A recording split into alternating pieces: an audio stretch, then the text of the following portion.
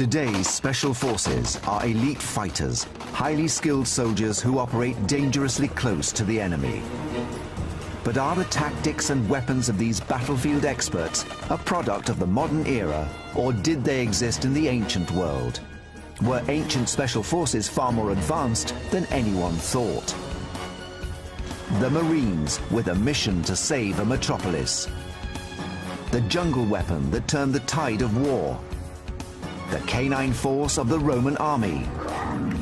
The sharpest sword ever forged. And body armor astonishingly made of silk and offering protection in battle. Discovering the mysteries of the ancient special forces.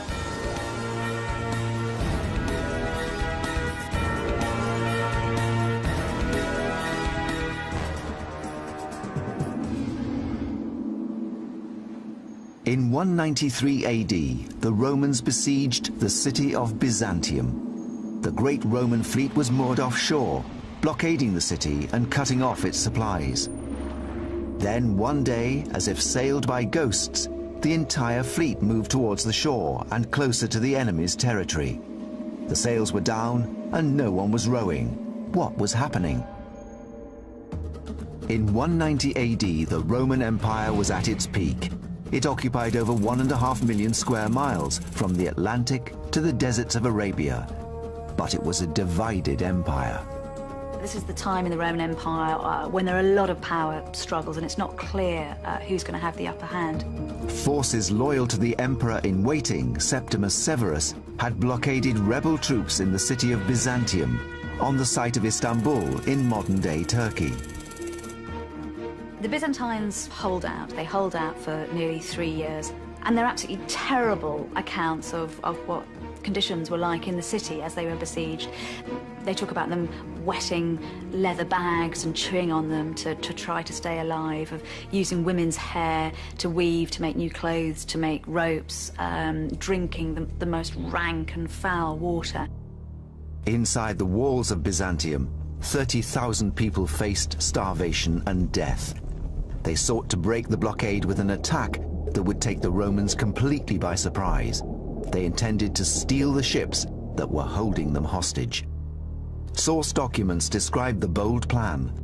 Divers cut their anchors underwater, after which they drove the nails into the ship's bottom and with cords attached thereto, and running from friendly territory, they would draw the vessel towards them. Hence, one might see the ships approaching shore by themselves, with no oarsmen nor wind to urge them forward. The secret? The ships were stolen by underwater commandos, the ancient equivalent of today's Marines. The mission was highly dangerous. The warship was the most expensive and technologically advanced weapon system in the entire ancient world. The ships would have had round-the-clock security, comprised of vigilant lookouts. This would have been the ancient equivalent of the high security surrounding 21st century warships. The task of stealing the ships without being seen meant that the ancient commandos had to remain undetected for the whole time. One glimpse, and not only was the mission doomed, but the entire city would be conquered. But how did the ancient divers remain unobserved beneath the sea, hundreds of years before the invention of underwater breathing technology? The Byzantine divers must have accomplished the feat on a single breath of air. But how did they do it? At the Royal Lifeboat College on the south coast of England, Ancient Discoveries is investigating the techniques and training the Byzantine divers must have used for their underwater mission. Mark Harris is a British champion in a discipline known as freediving. Freedivers are like the underwater special forces of the ancient world. Today we've got things like frogmen who use rebreathers, but in those days, of course, they didn't have that equipment. They just had the ability to hold their breath. The advantage of having a freediver unit within a navy would really be the invisibility factor of being able to swim distances underwater and not be seen from the surface. A 6-foot section of a replica Roman hull has been rigged to a scaffold and lowered into a tank. Mark will test how long he can remain underwater on a single lungful of air. He will also assess how much work he can get done using only Byzantine underwater tools and a weight. This device is called a scandalopetra and was used by the ancient freedivers to descend and provided them with the negative buoyancy that they needed to get there. Mark will have to combine his freediving skills with those of a military frogman. He must cut loose the ship's anchor and attach a rope to the Roman hull. I think my most challenging task actually is going to be trying to attach this plate onto the side of the hull. The hulls of ships are built to be as smooth as possible to allow them to glide drag-free through the ocean. The ancient commandos would have had to attach a plate to the hull before even attempting to tie on the ropes. I've got 4 nails to drive in, and I think that's going to be quite a tricky job to do. I think with the frogmen, the chances are that they knew that they were putting themselves in a very dangerous situation, and I think there would have been a very high mortality rate. In doing their tasks, they would certainly have been expending a lot of oxygen and had a very high chance of not making it back to the surface. The test is a first. Mark briefs his safety and rescue team. Can I have everyone's attention, please? There is a risk of me having a hypoxic blackout. Now, if that happens, what I need you to do is to get me to the surface as quickly as possible. Grab me from underneath like so, and then secure my chin and hold the back of my neck, and then just bring me right up to the surface. If I'm not conscious within 30 seconds, then we'll ask this Dave here to get involved, and he'll know what to do at that stage. Mark must first prepare his body for the dive with breathing exercises. Really, when I'm breathing up, the main thing is that I'm just oxygenating my blood cells, I'm lowering my heart rate, and I'm getting something else called the mammalian dive reflex. Mark is optimizing the amount of oxygenated red blood cells in his body. It's likely that the ancient divers of Byzantium may have conditioned their bodies in exactly the same way. Blood that's in your arms and legs gets channeled into the core of your body, and also my spleen will start to release more blood cells as well, so I get a good circulation of blood going between my lungs, heart and brain, which is where it's all needed.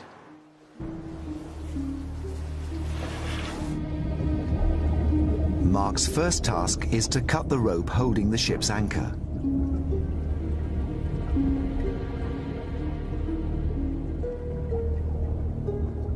After 30 seconds below, he's ready for his main challenge, attaching the plate that will hold the rope.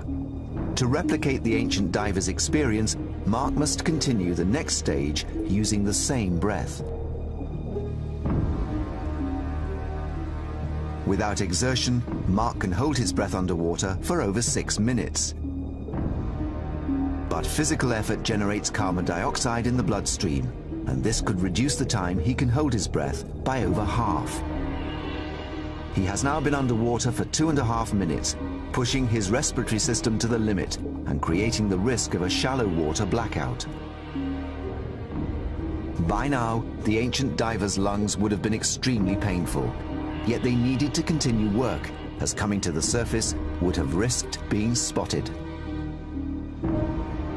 There are a lot of dangers associated with free diving, and the most significant is that of shallow water blackout, which occurs usually as the free diver is ascending to the surface. Now, on the way up, the lungs expand because as gases have less pressure exerted upon them, they occupy more space.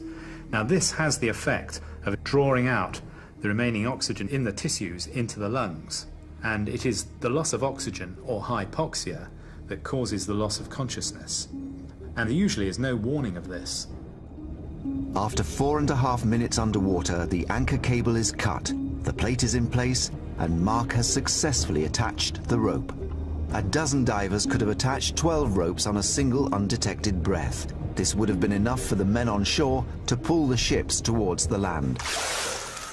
Mission accomplished. Yes, that was definitely successful. I think it opened my eyes, really, to what the ancient frogmen would have been doing. Amazingly, holding one's breath for 4.5 minutes while performing physical exercise is 4 times longer than the average person can hold their breath while sitting still. By using this ingenious method, the Byzantines captured a significant number of Roman warships. But even this could not save their city. They had to leave the protective shelter of their city and seek food, and it was then that the Romans attacked and slaughtered them. The Romans captured the city and razed it to the ground.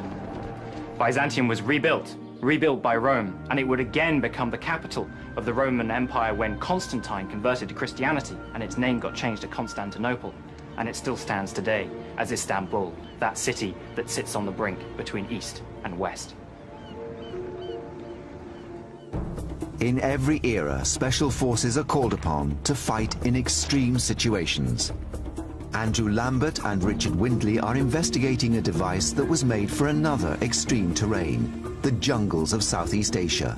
This specialist weapon saved an entire empire from total destruction. The jungle can be cramped and claustrophobic. There's no room to maneuver heavy infantry or large assault weapons through dense undergrowth and around massive tree trunks. Jungle warfare calls for stealth, silence, special weapons, and forces. You need special training, you need special equipment, you need special experience to fight effectively in the jungle.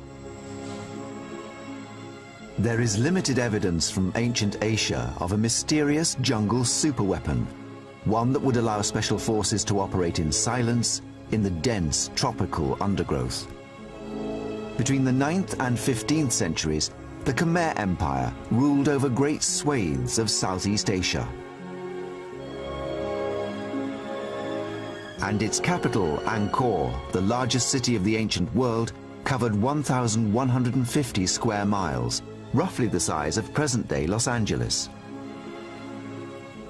It was an ancient superpower. But in the 12th century, the Khmer Empire was nearly destroyed. A small rival kingdom, the Champa from present-day Vietnam, was growing in strength. Armed by the technologically advanced Chinese to the north, they marched into Khmer territory. A simple bow, as used on the back of their attack elephants, only had an effective range of 50 feet. But this was perfect when fired from a fast-moving elephant at a height of 15 feet. But jungle forces operating hundreds of years ago needed a weapon that could be carried and deployed in thick undergrowth, brought up silently into a firing position, and fired at a much greater range and with much more power than the simple bow. The ancient jungle elite forces' superweapon was the double crossbow. Ancient Discoveries is investigating how this weapon became the key to how two superpowers fought to dominate a 500-year-old world order. Leading model maker Richard Windley has reconstructed this ancient weapon. So Richard, what we got here, it looks like two bows back to front. The idea is we can get a much longer draw with shorter bows so that these things would be useful in confined spaces in jungle warfare. On covert missions, the elite forces needed range to shoot at the enemy from a distance. To get range, they needed a more powerful bow. The way to make a bow more powerful is to make it bigger. But a bigger bow is too large and clumsy to deploy in jungle conditions. The answer was to double the power of the bow, not by doubling its length, but by its number, the double bow. That's the one thing that seems to make sense with this. Even if you don't get any more power than with a longer, simpler bow, the sheer fact that you can maneuver it through the jungle is going to give you that critical advantage. Well, that's right, and I think a sensible test would be to test one of the bows on its own, strung as a normal bow, and then set it up with a complete string in the double bow configuration, and then try it again and just compare ranges. The range of the double bow should be greater than that of a single bow, although the double bow's design might make you believe the opposite. The way the bowstring is wrapped around both bows produces a lot of friction that might lessen the power of the double bow. In a normal bow, one's arm simply pulls back the string. But in a double bow, the string must slide over the first bow to pull that back. The friction at this joint could easily make the expensive addition of a second bow hardly worth the effort. As the string slides over the arm of the second bow, it rubs against the wood. This again uses up valuable power that is not being utilized to project the arrow to its target. Right, well that draw is about 11 or 12 inches. The single bow shot goes 40 feet. Okay, that's the first one, so. All right. What we've got here is two bows, and they're bending in opposite directions to give us a double effect. Are we square now? That's about centred now, Yeah. but as you can see, you can actually feel the jerking, so we really are actually You can getting see it right on these ends. I think we better pull this together because those reliefs show two men pulling. The archaeological evidence confirms that the extra power would have required two soldiers to draw the bow. Right. Okay, if you'd like to fire that. Yeah, why not? Sorry. This is the double bow. Let's see how much further it goes. I think we better place that out, Richard. Yes, that looks significantly better, doesn't it? It does. The arrow from the double bow travels 65 feet. We're looking at least a 50% increase. So what we've got here is a machine that gives us 50% more power with no extra width. That's right. Even with the energy lost at the friction point, the double bow has 50% more range than the single bow. A militarily effective improvement, this extra power also gave it another advantage. The only problem we've got, of course, in a jungle, you're going to lose performance because you're firing through trees, you're firing through leaves. So what we really need to do, I think, is to look at just how well this works in a jungle situation. The dense foliage that the Khmer and Champa were fighting in produced obstacles between the weapon and the target, barriers that could slow down the arrow and render it less effective. To recreate these conditions, Richard and Andrew have set up a series of targets 3 feet apart, an approximation of the gap between leaves and branches in a Southeast Asian jungle. Real leaves and branches are of varying thicknesses, but Richard and Andrew are using thick paper for the test because it has a uniform thickness. In this way, they can collect accurate scientific and measurable comparative data about the arrow's penetration.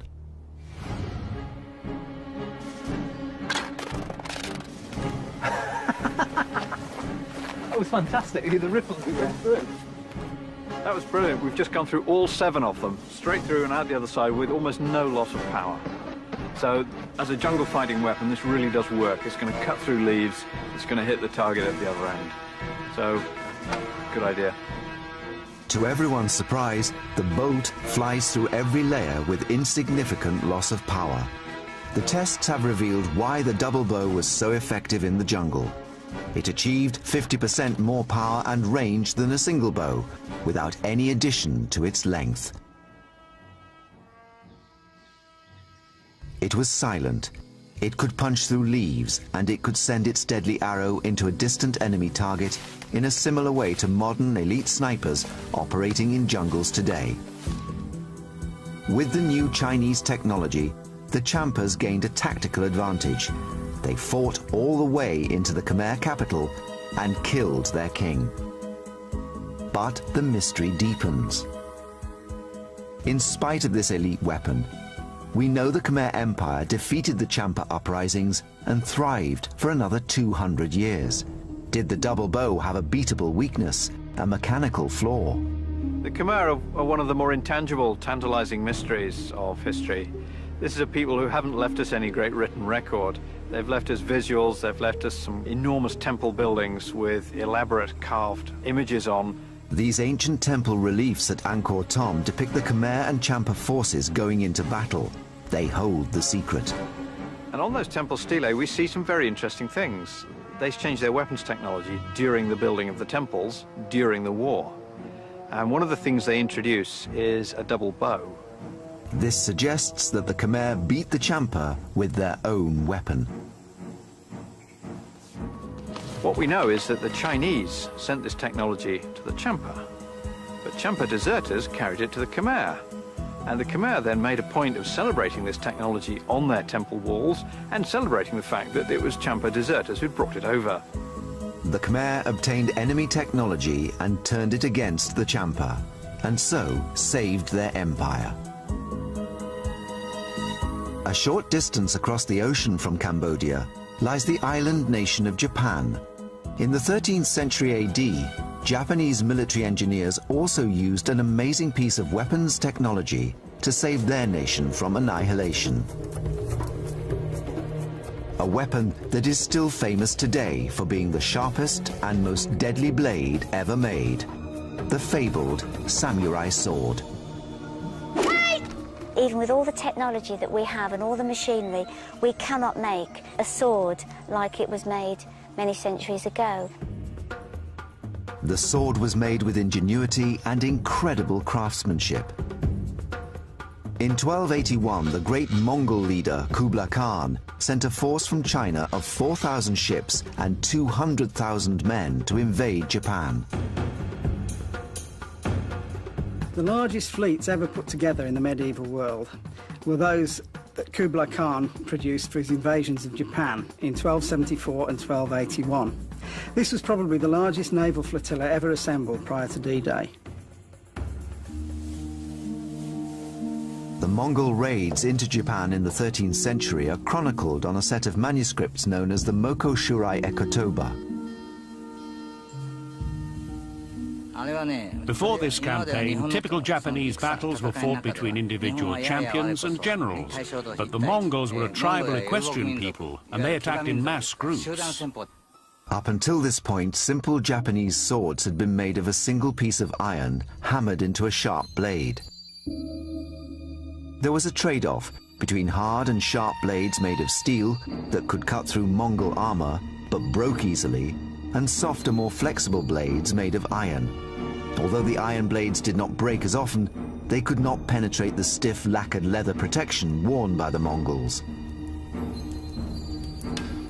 The Japanese desperately needed a new technology, a special weapon that would complement the samurai reputation of being an elite special force. The nation stood on the brink of disaster. And that was about the time when the first true swordsmith found a way to make a sword that could be very strong to cut through, but soft and flexible and fast at the same time. And that person was called Masamune. Masamune created the hardest, toughest, and sharpest swords the world has ever seen. Faye is one of the highest-ranking female martial artists and swordswomen in the world. She is an advanced practitioner of Aido, the art of drawing the sword, and Tamashigiri, the art of cutting with it.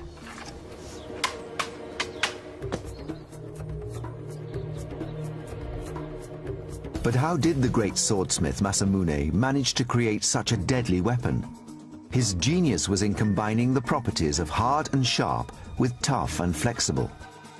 The fabulous thing about Japanese swords is the way in which they combine iron and steel together.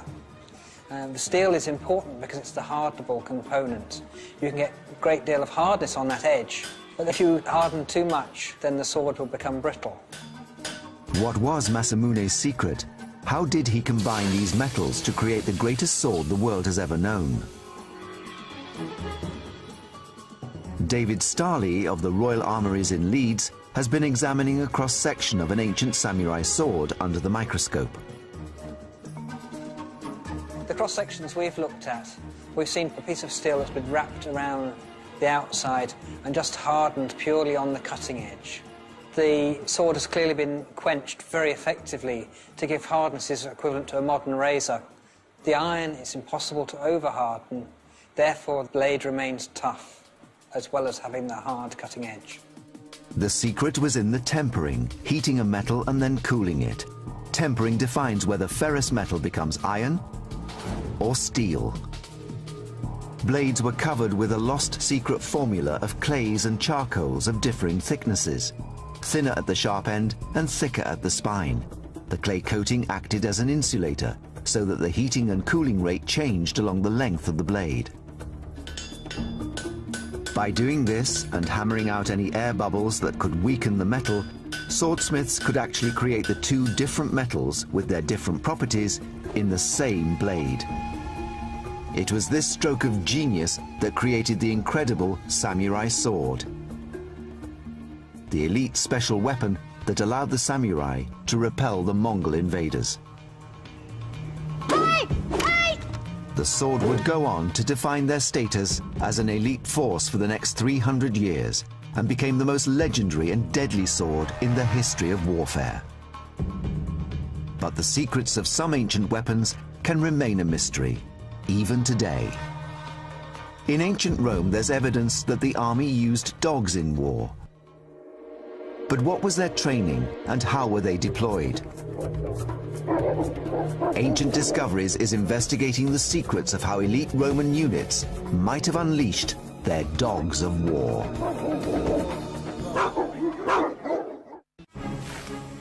From the war elephant tanks of Southeast Asia to the heavily armored troops charging on horseback across the medieval battlefield,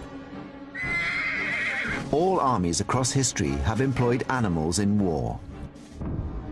But a mystery endures about the ancient wartime use of the most popular domestic animal in the world, the dog.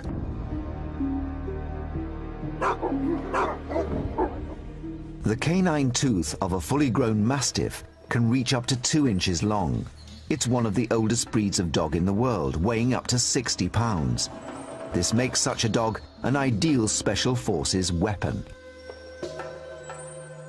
In 1513, Henry VIII of England made a presentation of 400 mastiffs to Philip the King of Spain, and we know that Philip the King of Spain used those mastiffs en masse. Can you imagine a pack of 400 snarling mastiffs going at the enemy? He used them at the Battle of Valencia, and they drove the French mastiffs from the field. So we've got 2 armies using mastiffs. Extraordinary. But what of the Roman dog units?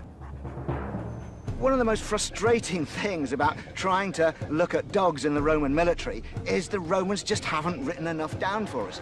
And the Romans, they write everything down. We know so many details about life in the Roman army, but not much about how they used dogs. We know they did use dogs, there's reference to dogs, and there are certainly images of dogs, and there are images of dogs in battle, but they don't tell us how. But on the column of Marcus Aurelius in Rome, there are clues as to how the Romans used military dogs. Marcus Aurelius was one of Rome's greatest emperors. He won several military campaigns against the barbarian tribes on Rome's northern borders, but was also a great philosopher whose writings are still studied today. He ruled between 161 and 180 AD. The column was commissioned to celebrate his achievements. There is one scene from the Marcus Aurelius column of this, emperor, which shows 2 dogs together near military figures, including the emperor and so on. According to 17th century accounts describing the column, it illustrated an extraordinary tactic used in battle by Roman dog units. The dogs would be unleashed, and just as they arrived at the front rank of the enemy, Roman archers would let fly their arrows. It's a controversial theory. So that as the enemy lifted their shields to defend themselves against the arrow storm, then the dogs would come in and seize their legs. I don't think I've ever heard such implausible, ridiculous nonsense in my life. It just doesn't begin to be a possibility. The risk of your own dog being hit by the arrow storm if it was just a few feet short, it doesn't begin to make sense. So that doesn't help us. Unfortunately, in the course of preservation and restoration of the column since the 17th century, these scenes have been erased, so Ancient Discoveries cannot verify this evidence. Since we don't know the answers, we need to go to Italy ourselves. Mike Loades has travelled to Rome to investigate the last remaining breeds of this ancient dog. Dogs like these could have been bred by Roman military dog handlers. These are mastiffs. They're sniffing me. I hope they're not checking out their next meal. They're not pet dogs. These are guard dogs. They're big, ferocious, brave, fierce dogs. And they're the sort of dogs that might have been around in ancient Rome. Certainly, Roman writers such as Pliny talk about big dogs that were around in the ancient world that were used in battle. He talks about them having troops of dogs. So, I mean, this is intimidating enough, just having half a dozen here with the handler. But imagine a great troop of dogs slavering and snarling and coming for you. Huge value for intimidation in a military sense. It takes almost superhuman strength to rein in 5 massive dogs. Is this a clue as to the size of a unit under one dog handler? this is an extraordinary feeling. They've just given me these 5 mastiffs to hold, which I think can pretty much do as they like, and they pretty much are doing as they like. But I think a trained handler, probably with a big stick, because the Romans weren't terribly friendly to their animals, could probably take 4 or 5 on a leash like this and go in. So they're not taking them as one. I see this as a handler going in with a whole fistful of mastiffs to intimidate and take out the enemy. The investigation suggests that if they did, it might have been beasts like these, in groups of up to 5 with a single handler.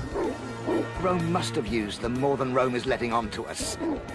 But the way they were used remains a tantalizing mystery. Somehow, somewhere, for some reason, Rome is keeping a secret. I'm sure one day we will unearth some new bit of evidence. We just need one more clue to tell us what did the dog do for Rome. As yet, there is no archaeological evidence about canine special forces. However, vast amounts of historical evidence does exist about the samurai, those elite warriors of antiquity. Although even with them, there remain some intriguing mysteries, and startling facts can still be uncovered. Yes, they had swords, but it wasn't their weapon of first choice. Their principal weapon was the horse and the bow. They were mounted archers. And in the age of the horse and the bow, where for centuries this ruled the battlefield, certain elite warriors, bodyguards and messengers had a device called a horo. It was a special kind of flag, and allegedly it could stop arrows. Ancient Discoveries is investigating this implausible protective device. Can a team of leading experts unravel the mystery of how a simple piece of fabric was able to protect the samurai from a hail of arrows? Often outnumbered, relying on surprise and speed, special forces depend on superior equipment to carry out and survive their mission. In the ancient world, it was no different. Elite warriors wore the best protection they could afford. Perhaps the most extraordinary is what appears to be nothing more than a silk bedsheet. It's known as the horo. It's shown in illustrations in the many ancient texts that chronicle the clan wars that ravaged Japan through the Middle Ages. At the beginning of the 12th century, the Minamoto and Taira families struggled to dominate Japan. Over 5 years, they clashed in a series of battles known as the Genpei Wars. A screen depicting the Battle of Ichinotani shows some Minamoto samurai wearing the horo. The horo was a cape worn by elite troops and decorated with emblems to indicate status or allegiance. But a mysterious secondary use is indicated by its translated name in English, arrow catcher or arrow entangler. In its time, the arrow was the deadliest distance weapon on the battlefield. The elaborate dress of commanders and elite troops made them distinctive targets. In terms of sort of application, arrows and bullets fill the same niche in warfare, but in terms of the sort of materials that you might use to stop them, they're slightly different. Armor to protect against arrows was generally made of a hard, impenetrable material like metal or lacquered leather. So how could a piece of silk tied on with string give anywhere near the same level of protection? 3D analyst James Dean is investigating the physics of how a simple piece of cloth might stop a deadly arrow moving at over 80 miles per hour. And as the samurai is riding along, this layer of silk is billowing out behind him. And if we look at the fine structure of the silk, we can see that it's very fine weave, which has 2 advantages. One, it's a very soft material, which means that the material will envelop the arrow. And secondly, it means that it's the type weave prevents air getting through it. So it means that when we try and move it, it's creating a lot of drag and is trying to resist that movement. And if we go back to the wider view, we can see what happens when we release an arrow into the structure. And if it goes in there, then as soon as we make contact here, we can see that the fabric is deforming and it's completely enveloped the arrow. And instead of just the tip of the arrow creating a very sharp contact point, here we can see that there's lots of points of contact. The material is completely wrapped around the head of the arrow, and the shaft and flights are also causing drag. And this means that the arrow and all of its kinetic energy are now trying to drag the material along with it. And by the time we get close to the rider, we can see that the kinetic energy is completely dissipated and the arrow falls to the ground before it's made contact. But did the masters of the battlefield trust their lives to this theory? So, Richard, let's see what you've done with this. Aha! That looks like a Horo to me, but I don't think that would work. This is like a lampshade. That material is so taut. Yeah, well, we think this is the last version of it in its sort of ceremonial form. So that's imitating the billow when you're standing in a parade static. And this one's cotton? This one's cotton. And, of course, we can see here the Japanese heraldry here. So, I mean, that's the other function of this. Yes. I mean, it is an identifier. So if we've got to simulate that on the back, that's a heck of a lot of material to billow, isn't it? It is quite a lot of material. I mean, I can just feel the weight of this. We're going to need a bit of a supercharged horse to get that to billow out. But there are translations that I've read that say cotton, but others that say silk. The silk one's a very different beast altogether, much, much lighter. Oh, Guy, this is more akin to sort of modern or 20th century parachute silk. It needs very, very little air movement for that. Oh, look at that. There we go. There. Samurai airbags. That's what we need. That's fantastic. I can see it functioning. What I can't really see is I can't see it stopping an arrow. What do you think? Well, one wouldn't think that that would have any resistance to an arrow. It doesn't seem very likely, does it? It doesn't. Well, I think the first thing to do is to test it, and I think not on me, so wind machines, what's occurring to me.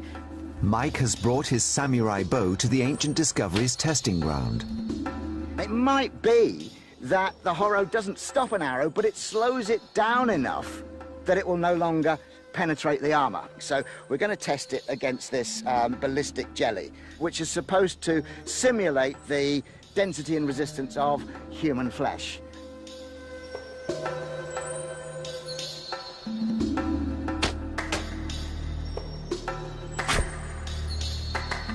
This, that really does seem to have gone in quite... Oh, look at that. Really quite a long way. So that's a killing wound. Let's see if the Horo will save my life.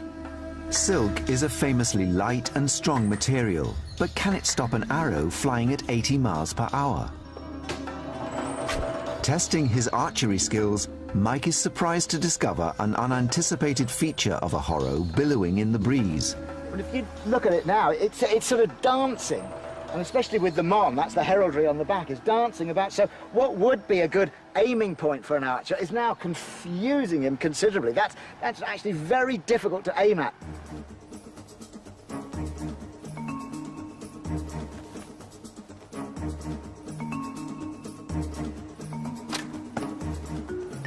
That's amazing! You can see it's work! Look. This is completely unbelievably And what would you fantastic. call that? You call it entangled? I would call it entangled, but also a stop. Yeah, I mean, it completely exceeded my expectations. I say the point's still gone through, but I mean, it's the shaft. It's stopped the shaft. It's extraordinary. It's genuinely surprising. It really is, isn't it? See, that's a sort of an armour-piercing little, you know, narrow bodkin-y type arrow, because he would be wearing armour. The next test is to try a big broadhead, a cutting head. Maybe the broadhead will cut the silk. Pretty good, I think. Look at that. It's done what I predicted. It has cut through the silk. But then once it was in the silk, the weight of the shaft just dropped that silk down. Yes, that's right. So it came through, it used all its energy by then, and then it just dropped down. And these guys are going to be partially armoured anyway, aren't they? Exactly. We just want to resist the fatal penetration of armour. An ancient warrior fleeing for his life would have been lucky to have had only one arrow to contend with. Mike and Richard are building up a picture of how the Horo would have protected a rider from numerous arrows fired from various angles and ranges. It's been both fascinating and frustrating at the same time. It was slowing them down. I mean, sometimes it was even just punching them out, like as if it was a trampoline. And yet there were others that did get through, and they went right through, completely defeated it, and hit this with a great smack. The Horo in Mike and Richard's test successfully deflected 70% of the arrows fired at it. Mike feels this is an acceptable success rate for such a light and mobile protection, and good enough for him to test it in person. He will replicate the experience of a samurai warrior 700 years ago, on horseback, being chased by a cavalry archer. It's going to be interesting. I've never heard of anyone ever trying this experiment before. It may work, it may not. It's a piece of material. It should, to me, the arrow should defeat it. But the Japanese had it for a long time. That gives an idea it has an effect. To ensure the safety of the horse, the arrows have been blunted.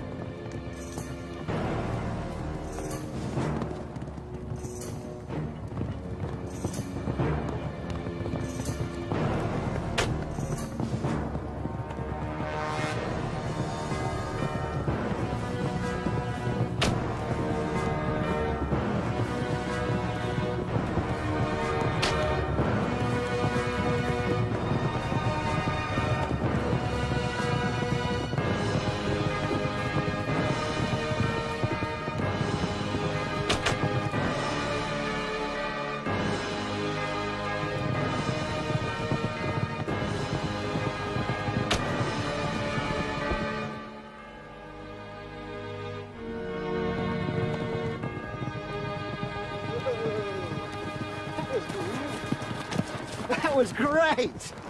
Good shot, good shooting. So we've established the principle works. We've tested it on the wind machine. We can see that unless it's at extreme close range, it works. And now we've tested it on horseback, and I could feel it. I could hear it pop. I could sense it was saving me. I could feel it working. So I would feel quite secure with that, although, as you say, it's a big target, which is slightly counterintuitive for something that's to protect you. It's actually announcing this great target, but that's so much in Japanese culture.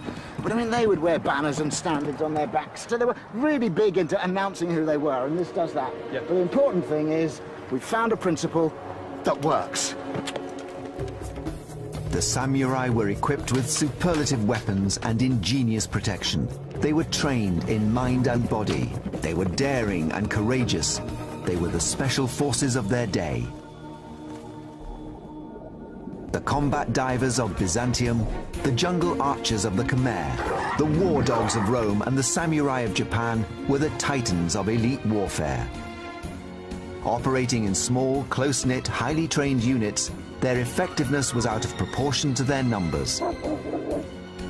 Ancient Discoveries has revealed how the special forces of the ancient world, like their modern-day counterparts, depended on exhaustive training, both mental and physical, and equipment that tested the limits of both ingenuity and craftsmanship.